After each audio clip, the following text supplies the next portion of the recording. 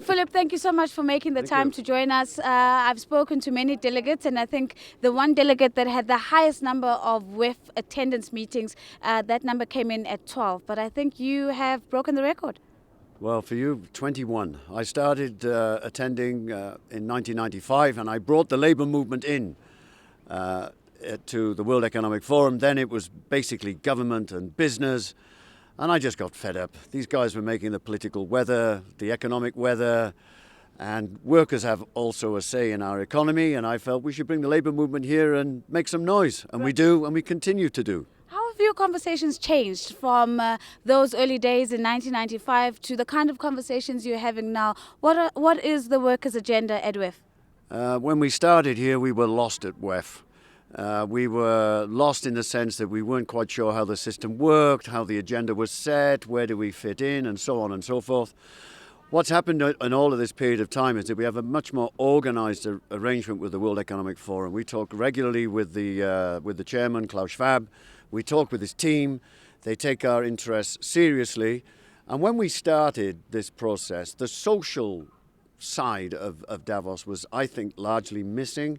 It was very much business-driven, deregulatory-driven, competition-driven. And what we've managed to do is to say, look, an economy is more than this. It's about people, it's about working people, it's about their hopes and livelihoods.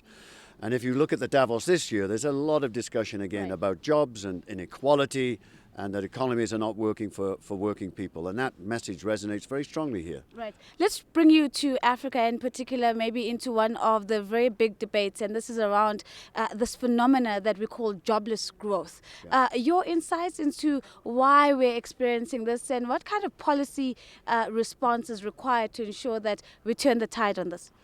We have a problem in the world in the post-financial crisis, which hit South Africa very hard. We lost 30 million jobs as a result of this crisis, and the world's economy is only now really beginning to recover and not recovering everywhere. What this has meant is that people haven't been in work, their livelihoods have been impacted, businesses are not investing, and the message that went out to the world from the G20 in Canada in 2010 was austerity, austerity, austerity. Right.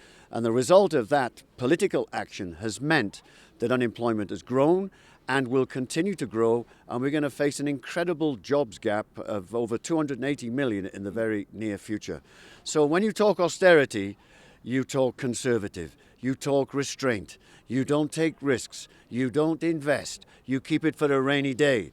This now has run its course. It's time for another message coming from Davos to invest, to put monies in people's pockets, and to get the real wheels of the economy turning again.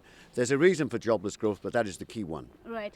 Let's bring you further in particular into the South African context, where there seems to be a narrative that's developing that the strength of the unions in South Africa is acting as a deterrent for investment. How do you make sense of that statement? I'd be very careful to draw this conclusion. We're aware that there have been very deep and profound differences within the trade union movement in the country in these recent times. But the trade union movement in Africa is strong, they are representative, and they play a very important part of the democratic life of your nation.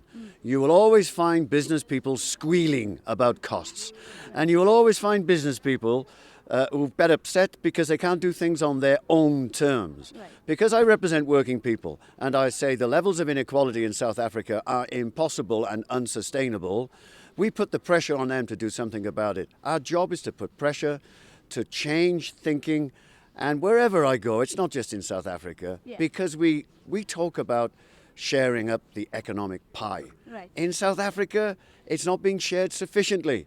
So it needs government action and it needs business action. It is not right that they are taking the spoils. That's why the economies are not working for working people. They're working for the few.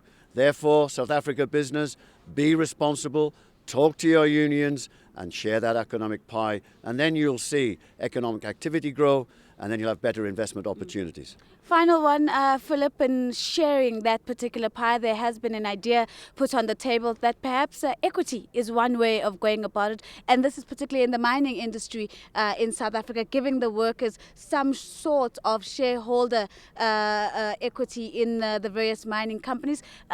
in your view, is this something that we've seen in any other part of the world? Could it potentially be a solution to some of the labor tensions we see in the country? You know, some of the biggest shareholders of businesses in the world are working people. It's our pension funds. There are funds throughout Africa which are pension funds which are not going to work in Africa. Therefore, our investment in our futures is in these pension funds which need to be put to work. So we're already very clear stakeholders. I see nothing wrong with giving workers a stake, a distribution of shares. If they think that this will help motivation and morale and productivity, for them to have a stake in the business, there's nothing wrong with this, but it also should be not seen as replacing a decent wage and a living wage. Because at the moment, what we are seeing is the people that own that capital are taking all the gains. And therefore, that's not right. And it's not good for South Africa in your young